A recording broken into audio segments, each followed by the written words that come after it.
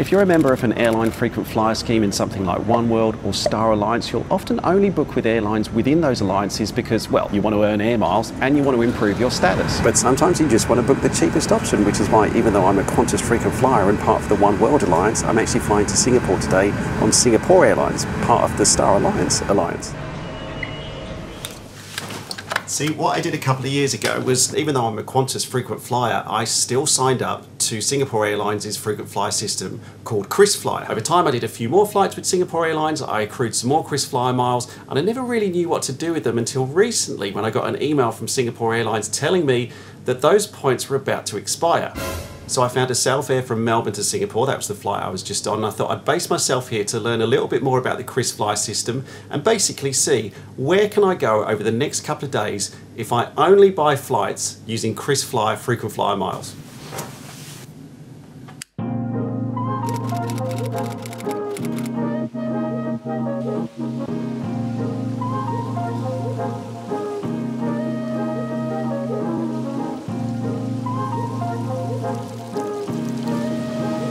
I love Terminal 2 here at Changi. In fact, I love all the terminals here at Changi Airport, to be honest. They're all very green. All this green by the baggage conveyor. More green. Green. Green. More green. All green. Not like other airport terminals, which are generally just sort of big boxes filled with seats full of people waiting to get on planes. This place is it's fun. You actually want to spend time here. Who am I kidding? I love all airports. I'm sorry, I take it back, airports. I love all of you, and I want to spend all my time at airports all the time. Just this is a particularly nice one.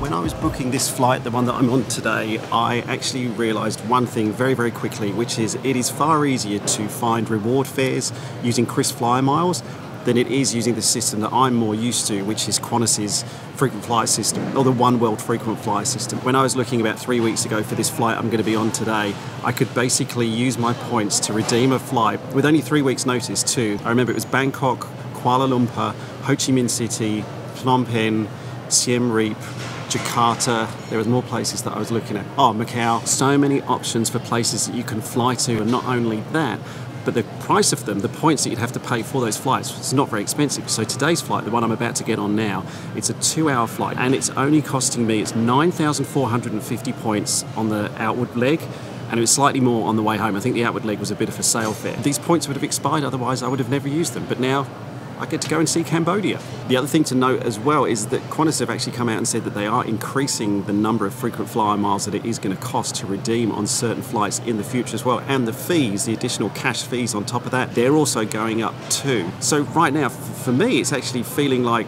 KrisFlyer is encouraging you to earn the miles and redeem them. Whereas the Oneworld system seems to be encouraging you to earn the miles, probably earn the status so you can get the perks like the lounges, but the miles themselves, they seem a little bit less useful.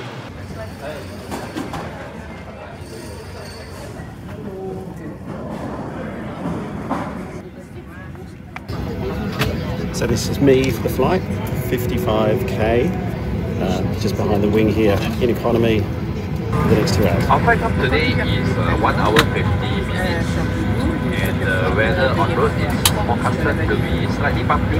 And for your own safety, please ensure that your seatbelt is fastened well seated.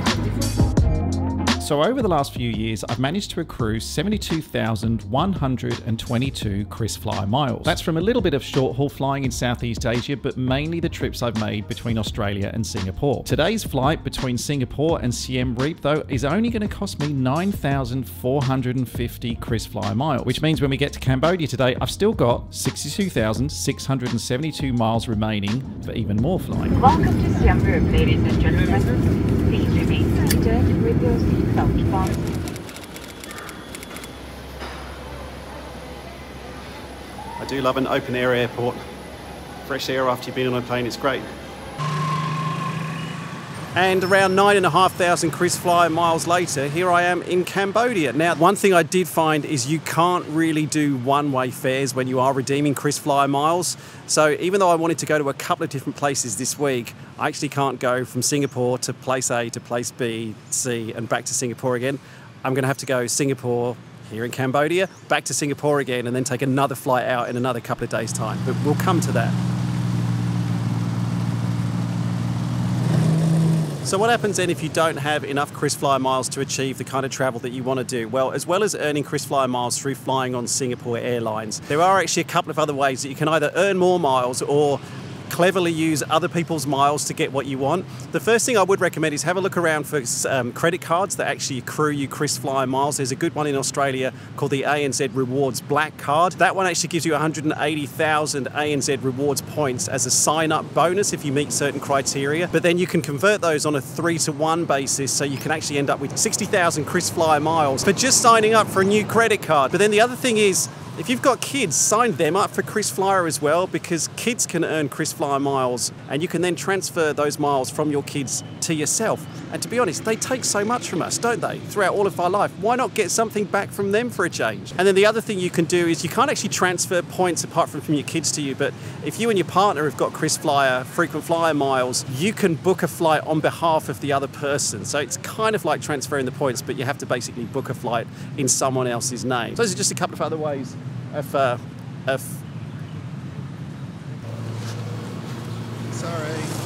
I'll get out of your way. But I'm going to spend the next couple of days exploring Cambodia. I'm going to put that in another video over on my Steph's World channel. If you're not a subscriber there, it's a shameless plug, but go and subscribe to that one. Otherwise, I will join you as we head back to Singapore again.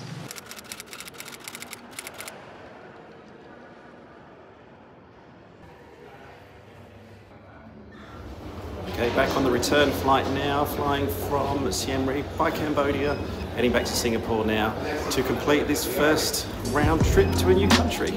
The return flight to Singapore wasn't actually that full, but it did cost me more than the outbound flight to Siem Reap. So of my 62,672 KrisFlyer points that I still currently have, this leg cost 17,580. That means that after the return to Cambodia, I still have 45,122 KrisFlyer miles remaining. Also, just as a side note, and I never want this channel to be like a review of airlines channel, but the food on Singapore Airlines in economy is so good, I just feel like I have to mention it. I requested a vegan meal, so they do cater for specific dietaries in economy as well, and it was just fresh, it was tasty, the portion size was really good. It's a very soft product, it can vary on flight to flight, but in terms of the experiences that I had flying with Singapore in economy, yeah, the food was excellent.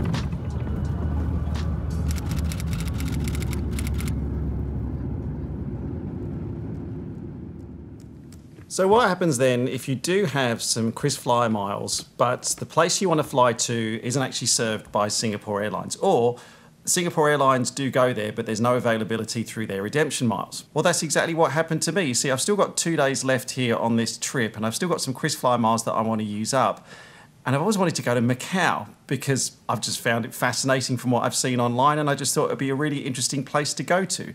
However, I can't get there on Singapore Airlines, but I can use my KrisFlyer miles to get there.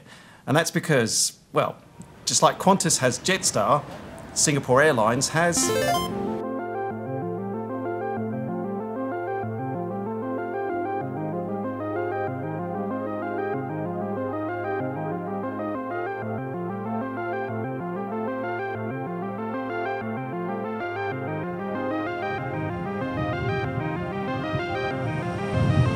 back end of Terminal 1, if you want a little bit of fresh air, then there's a cactus garden here. Terminal 1 doesn't have quite the facilities of some of the other terminals. Like T3's got a giant slide and a butterfly garden. T2's got like lots of interactive displays, huge kind of virtual waterfall thing. T1, yeah, it's like a nice place to come outside, and if you like succulents, T1 is for you. Too hot, too hot. I'm wearing jeans. And now we board our bright yellow A321 to Macau. 3 hours 45, 3 hours 50 minutes roughly this flight should take. On behalf of Scout crew, welcome aboard Scout Flight 904 from Singapore to Macau. It's probably going to be a full flight. It looks empty right now, but it's only because I was in the first group to board. But I'm row 7 towards the front of the plane, but I'm just going to play the fingers crossed no one is sitting next to me game. And sadly, I ended up losing that game, as like I said, it was a full flight. But actually, this was a really good one, because the thing I'll say about Scoot is, it's a fun company to fly. So now, sit back, relax, enjoy the flight. Once again, thank you for choosing Fly Scoot. The staff are really upbeat, they're very friendly, they call themselves Scooties. You can't bring your own food on board, but you can order, and the selection that they do have, even for people like me with specific dietary requirements, was actually pretty good. But the one thing you do have to remember is Scoot is still a budget airline, and so for all of those additional benefits you are going to end up paying. So for things like extra baggage, if you want to choose where you're going to sit on the plane. But the one advantage of flying with Scoot as opposed to some other airlines is if you want to use miles like I'm doing in this instance, you don't have to wait to find a specific redemption fare. You can just use your miles in the same way you would use cash. It's around a 10-to-1 ratio from what I've found. So of my 45,122 KrisFlyer miles that I had before this flight, the flight from Singapore to Macau and back home again in a couple of days' time ended up costing me 44,835 KrisFlyer miles. Meaning that, yeah, I've pretty much used them all up now, but nevertheless, it was enough to get me on this flight, and pretty soon we were touching down in Macau.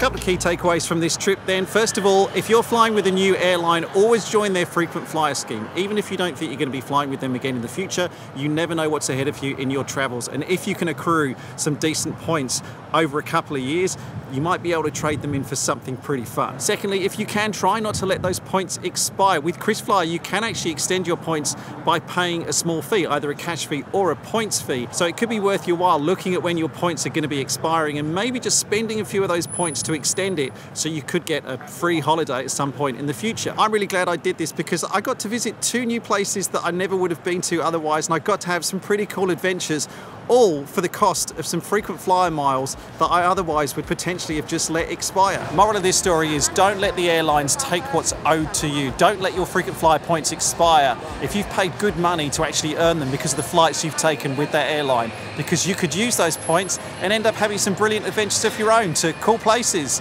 like London or Venice or Paris. Macau is bonkers.